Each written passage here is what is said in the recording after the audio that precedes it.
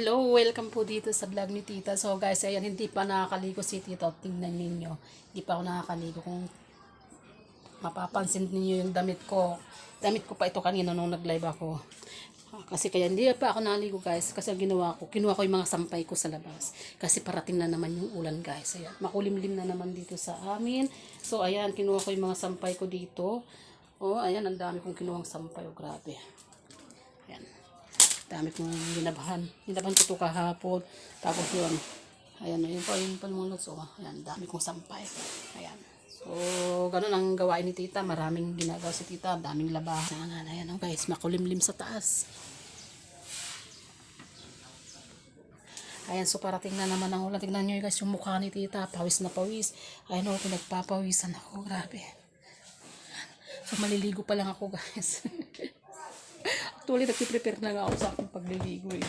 Dapat kanina pa ako nakaligo eh. Yan.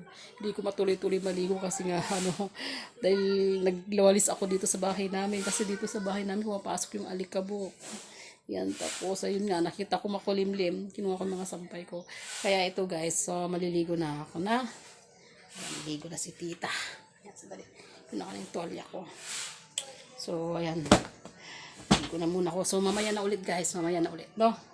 So, thank you po sa mga nanonood ng live ni Tita. Saka sa mga content ko, thank you po. Maraming salamat nga pala sa mga nanonood kanina sa aking live, guys. Baka sakali makapag-live ulit ako mamaya, no? So, hanggang dito na lang, guys, ulit. So, mamaya ulit, guys. Ligo muna si Tita.